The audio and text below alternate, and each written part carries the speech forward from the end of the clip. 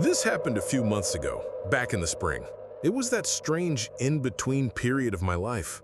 I had just graduated, had no real responsibilities yet, and way too much free time.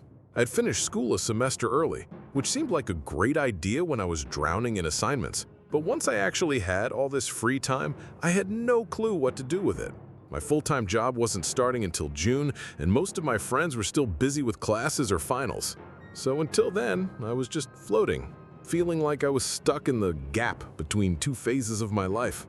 It was actually really disconcerting and made me feel worthless. I'm someone who always needs to be doing something productive. So just sitting around for days on end, watching time pass, was killing me. That's probably why I said yes when my mom asked me to check on my Uncle Rick's beach house. It was an easy favor. Drive down to Rehoboth Beach, make sure nothing was leaking or damaged, and do some small maintenance to save Rick the cost of hiring someone. Oh yeah, I should probably mention that I'm from Pennsylvania, and Rick's house is in Delaware, so the drive isn't so bad, just a little over 2 hours. The house is massive. It's the kind that comfortably holds my entire extended family every summer. 25 of us packed into one place playing games and drinking too much. Those two activities are honestly the only distinctive things about our family. This house isn't exactly on the shoreline, but it's not too far from the beach either. It's nestled in a quieter neighborhood lined with tall beach grass and winding roads. Fast forward to some random day of the week that I honestly can't even remember. I think it was a Thursday or something. I left in the late afternoon, which in hindsight was probably a dumb idea. The drive was pretty chill. When I got to the house, everything seemed normal. I made my way inside and ran through Rick's checklist. I checked the faucets, the breakers, and walked the property. Everything looked fine. To be completely frank, it felt strange being there alone. I'd never seen that house without miscellaneous board games sprawled about and crowds of family members noisily drinking. The silence was definitely the most eerie thing about it. The place felt abandoned or something. I'm sure all of you have that one place, be it a house or a restaurant or something else, that gets really rowdy when your whole family spends time there together. Now try to picture that place empty and silent. Kinda spooky, right? Anyway, it was getting late, and I hate driving at night more than anything, so I texted my mom to let her know that I'd just stay overnight and head back in the morning. She told me that was a good idea and reminded me to thank Uncle Rick for letting me stay there, which I did. I made myself some food, messed around on my phone for a bit, and then started washing up for the night. Usually, during family gatherings, I'd get jammed into one of the smaller rooms on the 3rd floor while other relatives got to claim the nicer, bigger rooms. I'm not complaining about the system at all. I'm just telling you how things tended to go. Since I had the house to myself that night, though, I figured I'd take advantage of it. The master bedroom on the 2nd floor has a private bathroom, a massive walk-in closet, and a ridiculously comfortable bed. The decision wasn't exactly difficult. I knew that's where I'd be sleeping. I climbed in around midnight and quickly drifted off. I don't remember what time it was when I woke up, only that something had startled me awake. I was still a little groggy, but I was dead sure a sound had just come from the closet, like something had fallen in there. Without making any noise, I craned my head to look at the closet. Even that small action sent my heart rate racing. My mind was awake, but my body refused to move. It was like some kind of sleep paralysis without the paralysis. I could move, I just didn't want to. I didn't want to find out if there was something in that closet. I squeezed my eyes shut and told myself to go back to sleep, and I almost did. But the literal second I started drifting back into sleep, I heard it, a muffled thump from inside the closet. I squinted my eyes just a smidge and tried convincing myself I had imagined it, but I knew I hadn't. As if overcome by some invisible force, I lay there in complete paralysis, with no control over my body whatsoever. Not like before, this time it was real. I couldn't move if I wanted to. Until that moment, I didn't truly understand what it meant to be frozen in place. I listened in horror as the closet door slowly creaked open. Through barely open eyes, I watched as a dark figure stepped into the room. It just stood there, beside the bed, motionlessly watching me. Maybe 20 seconds passed, each second feeling impossibly long. Then, silently, it turned and left the room.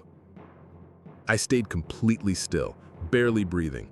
The footsteps moved across the floor, but instead of heading downstairs like I had expected them to, They actually creaked upstairs to the 3rd floor. My stomach churned. The only staircase led up. There was no exit from there. My mind was screaming at me to do something, but I was too afraid. I couldn't overpower a grown man. I had no idea if he was armed. The only thing I could do was wait.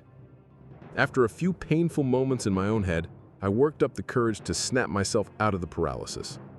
Quietly, I reached for my phone and dialed 911. As soon as the dispatcher picked up, I whispered as quietly as I could, telling them someone was in the house. I slipped out of bed and just as quietly turned the lock on the bedroom door. Then I waited. Minutes dragged painfully by until flashing red and blue lights illuminated the windows. I was actually kind of shocked how quickly the police arrived. I ran down the stairs, threw open the front door, and nearly collapsed in relief when I saw the police. They didn't hesitate. They stormed inside, moving quickly through the house. I waited outside. It didn't take them long. According to them, the house was empty. I was in disbelief. I had heard the footsteps go up, and there was nowhere to go after that, so he must have still been in the house. There was no other explanation. The police insisted he must have slipped past me, that I was too freaked out to notice. But I knew that wasn't true. But what could I say? The guy had vanished. I wasn't comfortable letting the police just leave, though, so I called Rick. Rick wasn't having it. He snapped at the police and told them to check again, and that my life might have depended on it. So they did. They searched again, more thoroughly this time. Rick told me to follow them and watch what they were doing, and so I did. The officers moved methodically, opening every closet and checking under beds, tapping at the walls like they were expecting something hidden behind them. They pulled back the shower curtain in every bathroom, double-checked the locks on the doors and the windows, and that's when they found it. One of the bedroom windows on the 3rd floor, the room I should have been sleeping in, was unlocked. One of them stood by the door while the other one went downstairs and stepped onto the back deck. I opted to go outside with the 2nd officer, mostly because the thought of being locked in the house with some stranger sickened me. The officer shined his light around the property, but there was nothing out there. He started scanning the roof, and to my horror, his beam swept across something terrifying. It was him. It was that stranger that had been in the house.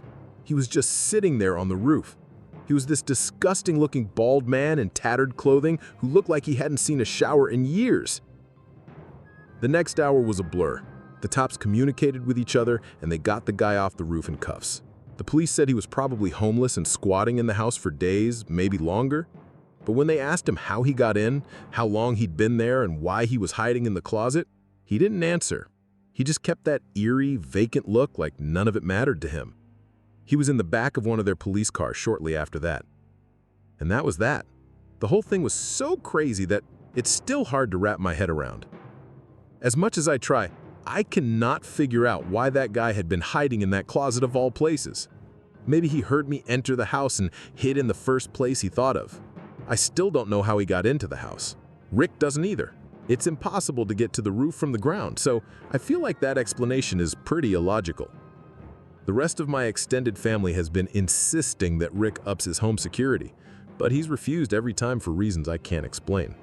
The thought that, had I been sleeping in my assigned bedroom, that night might have ended very differently.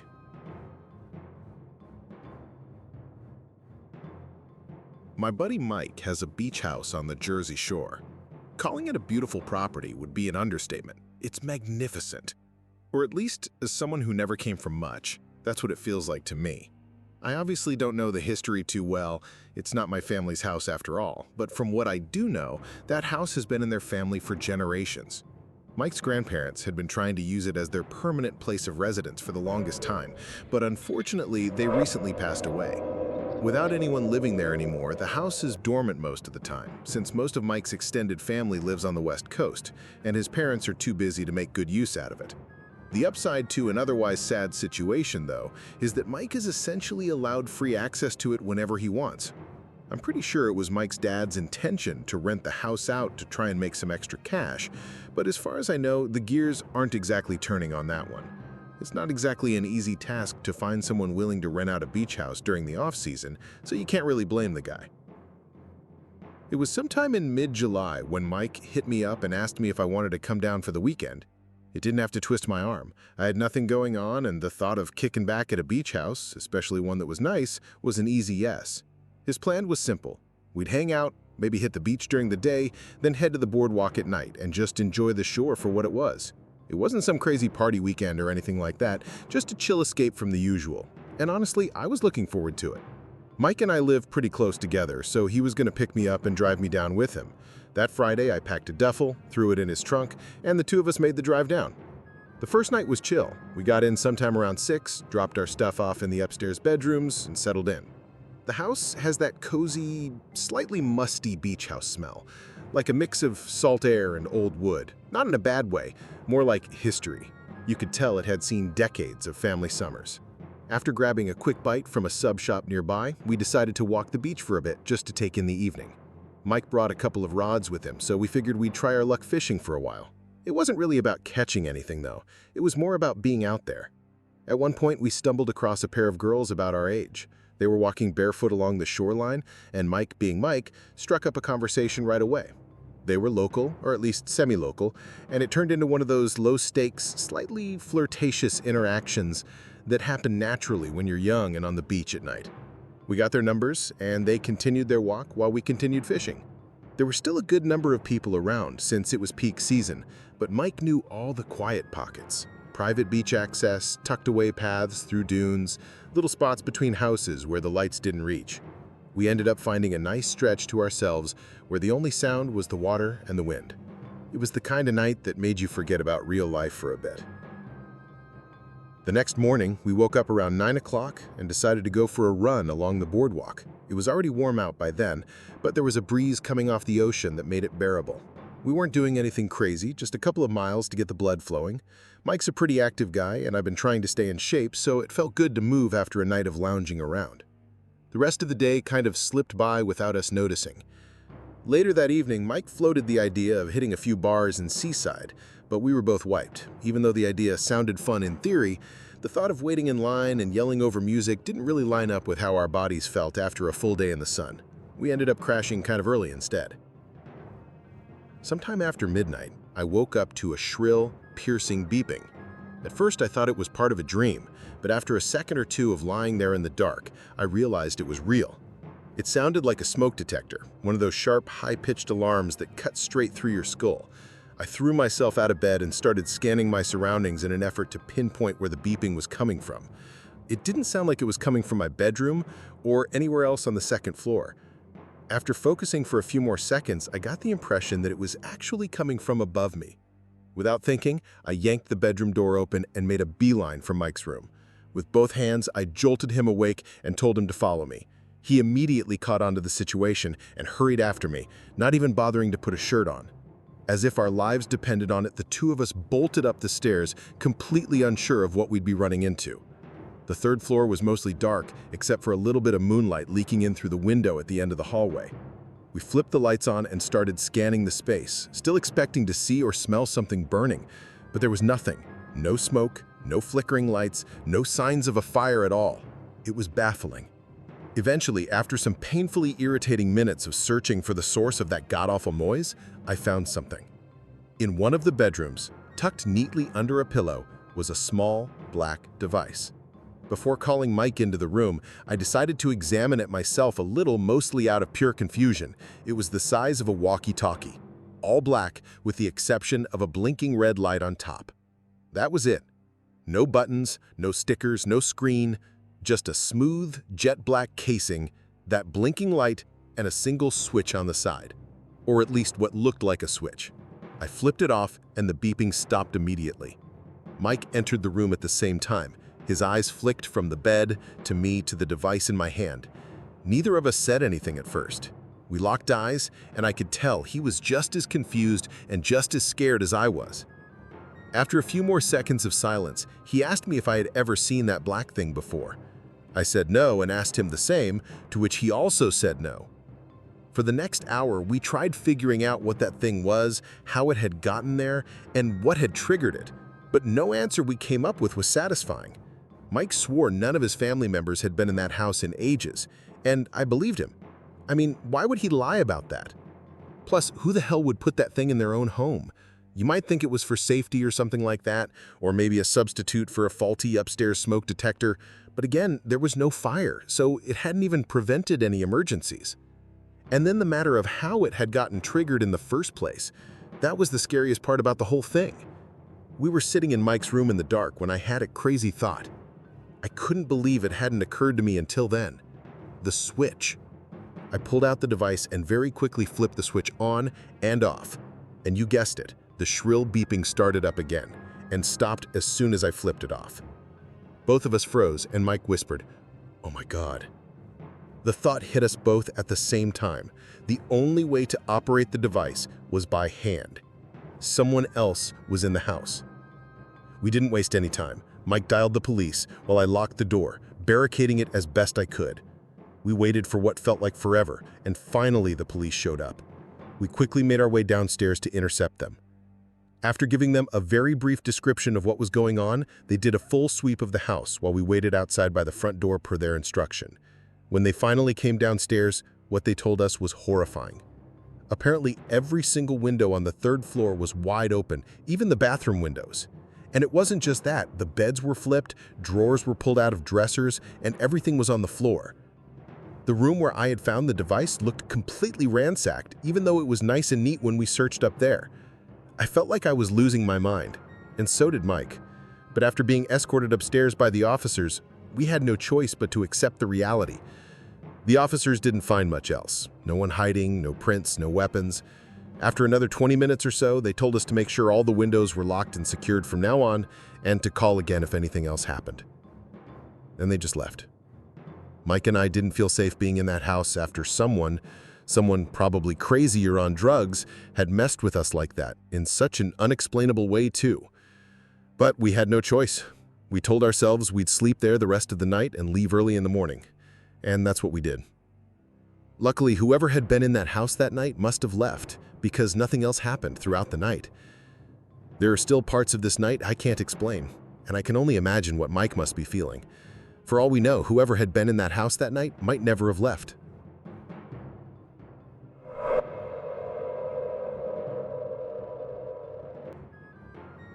This happened a decent while ago, back when I was 22.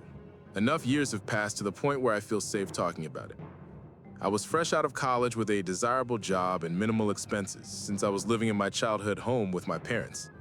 Imagine that, racking up considerable savings without having to worry about food or a place to sleep, and all the while having full access to the room I grew up in, my car, and all my hometown comforts. It's safe to say I was living in pure bliss. Believe me, I knew how lucky I was to have parents who allowed me to stay at home rent-free. I know a lot of people don't have that option, so it's something I never took for granted. But not everything was as stress-free as you might think.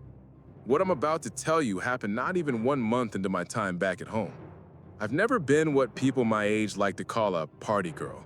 I don't drink excessive amounts of alcohol, I don't spend every ounce of my free time at clubs, and I definitely don't allow men to dictate my life in any way. That's just how I was raised.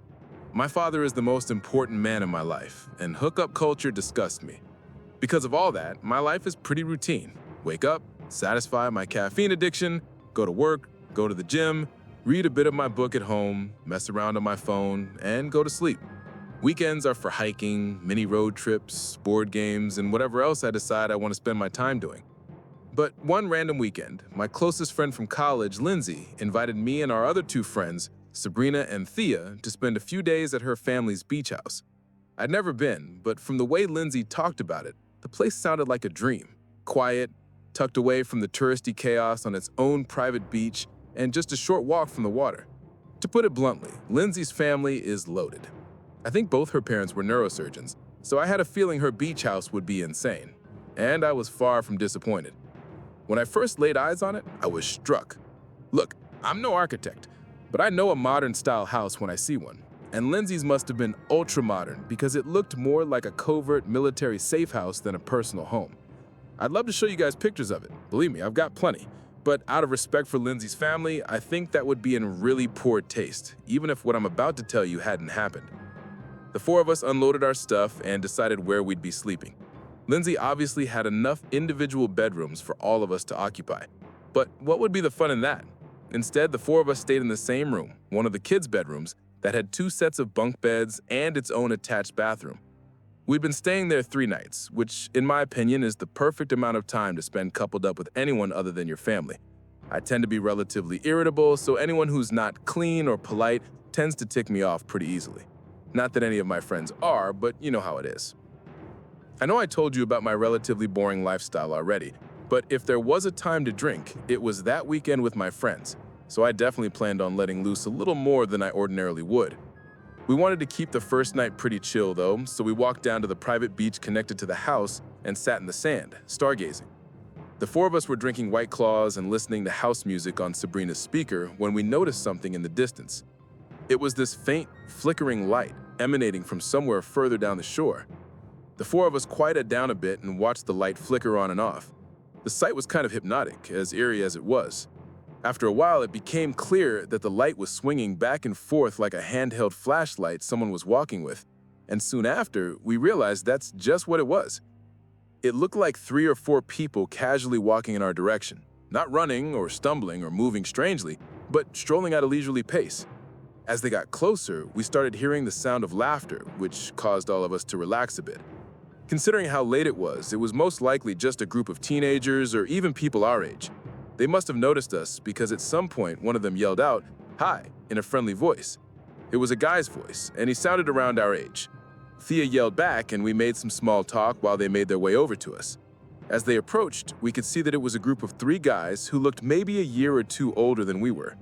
They all had that typical beach boy look, which I could tell right away my friends were digging, especially Thea. She's a bit crazy when it comes to guys, so I can't say I was too surprised. She knows how I feel about her lifestyle, so it's not like I'm saying anything crazy. To be fair, she is dead drop gorgeous, and I've never seen a guy not take a liking to her. The guys sat down with their beers, and the 7 of us continued drinking. It was actually a really great time. The guys weren't overtly flirtatious, but they weren't boring either. Fast forward an hour and several drinks later, and they ultimately invited us back to their place. Personally, I was exhausted and was leaning toward going to sleep, but I could tell all 3 of my friends wanted to continue hanging out with the boys, especially Thea, of course. I decided not to spoil everyone's fun and called it a night for myself, telling my friends to go on without me. There were only 3 guys after all, and I had no intention of hooking up with anyone that night. I walked back toward Lindsay's house while the 6 of them walked along the beach, presumably toward wherever the guys were staying. I washed up and went to bed. Sometime after 3 in the morning, I woke up to a FaceTime call from Lindsay, which was confusing since she should have either been home by then or asleep next to one of the guys. I answered her in a groggy voice, and what she said woke me up instantly. She basically screamed into the phone that Thea and Sabrina had been kidnapped and I needed to get her car immediately. Her words were like a bucket of ice-cold water being splashed across my face. I've never felt a more intense sense of fear and adrenaline. I didn't waste a second. My hands were literally shaking as I quickly threw on some clothes and sprinted down the stairs. I asked her why she had called me instead of the police, and she reassured me that she already had. She told me to stay on the line as she walked me through it. With her instruction, I managed to open the driveway gate, find her car keys, and speed out of there in a matter of minutes.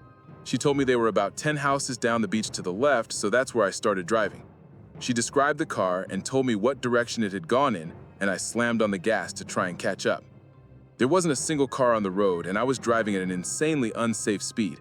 It was a miracle I didn't get pulled over. After a few minutes of driving, I noticed a car matching her description driving slowly in the distance. Then I hung up the phone, called the police, and told them exactly where we were.